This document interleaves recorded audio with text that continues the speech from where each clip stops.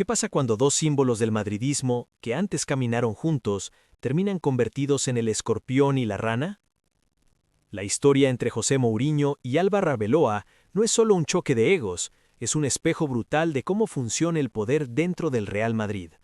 Una relación que parecía inquebrantable hasta que dejó de serlo.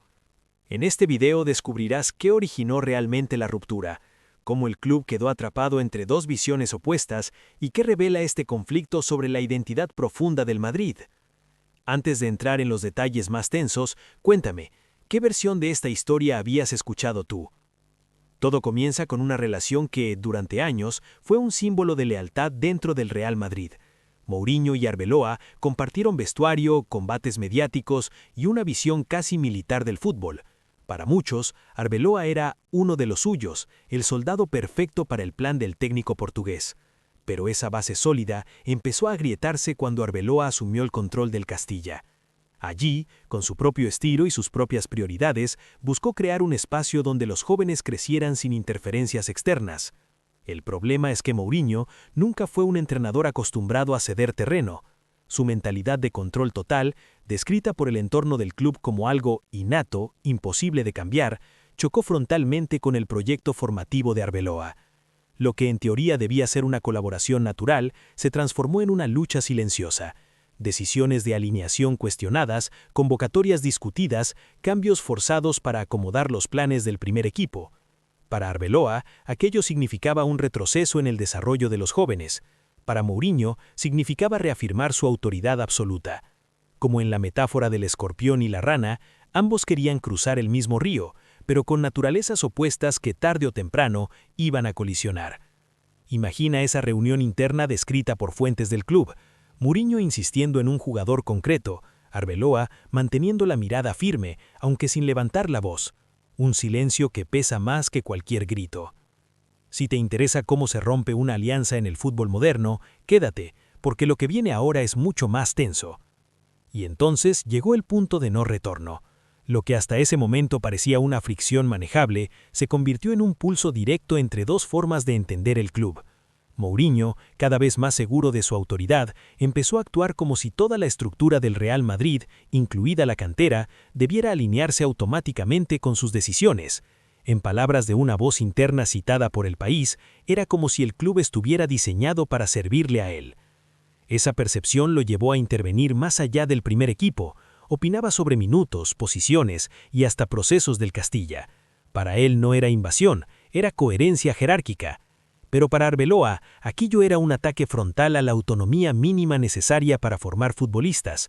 Su proyecto, basado en dar confianza a los jóvenes y construir un estilo propio, quedaba deformado por decisiones externas que no compartía. La tensión se hizo evidente en un episodio ya famoso dentro de Valdebebas. Mourinho exigió un cambio en la planificación de un partido clave del filial. Arbeloa, sorprendido, mantuvo el tipo, pero varios presentes describen la escena como el momento en el que entendió que este conflicto no lo podía ganar. Fue ahí cuando dejó de ser una diferencia profesional y se convirtió en un choque entre identidades. Cada gesto, cada reunión posterior, solo profundizó la grieta. Y en ese clima, la pregunta era inevitable. ¿Qué haría Arbeloa cuando se diera cuenta de que enfrentarse al escorpión significaba pagar un precio alto? Lo que viene ahora revela la verdadera naturaleza del Madrid. El choque final no fue un grito ni una discusión pública, fue un silencio incómodo, casi calculado. En Valdebebas, todos sabían que la relación entre Mourinho y Arbeloa había cruzado un límite invisible, y como suele ocurrir en el Madrid, la explosión no se vio, pero se sintió. Arbeloa empezó a quedar al margen de decisiones que antes parecían naturales para el técnico del filial, reuniones a las que no era invitado, planificaciones que se cerraban sin su participación y modificaciones tácticas comunicadas a última hora. Para muchos jugadores jóvenes, aquello era desconcertante. Sentían que, sin querer, se habían convertido en piezas de un tablero que no les pertenecía. La metáfora del escorpión y la rana, utilizada por el entorno del club y recogida por El País, cobra aquí un sentido doloroso. Arbeloa, dispuesto a colaborar y a confiar en el proceso, intentó cruzar el río con Mourinho, pero la naturaleza del portugués, intensa, dominante, impermeable al cambio, terminó imponiéndose, y la rana, inevitablemente, salió perjudicada. Lo más duro para Arbeloa no fue el conflicto en sí, sino la constatación de que era inevitable. Esto iba a pasar tarde o temprano, dicen fuentes internas, y esa resignación, silenciosa pero evidente, marcó el final real del vínculo. No hubo una ruptura formal, no hubo un comunicado, hubo un distanciamiento que se volvió irreversible. Pero lo importante no es cómo terminó el conflicto, sino lo que nos revela sobre el club, sobre sus dinámicas internas y sobre la naturaleza humana en un entorno tan feroz como el Real Madrid. Lo que viene ahora es la reflexión que deja esta historia. Al final, esta historia no va de quién ganó el pulso, ni de quién tenía más razón, va de algo mucho más profundo, cómo el Real Madrid convive con personalidades fuertes, con ambiciones que chocan y con egos que, a veces, construyen tanto como destruyen. Mourinho y Arbeloa representan dos caminos posibles dentro del club, el poder inmediato y la construcción paciente, la autoridad absoluta y la formación de futuro. Ninguno es totalmente correcto, ninguno es totalmente incorrecto. Son expresiones distintas de una misma identidad competitiva.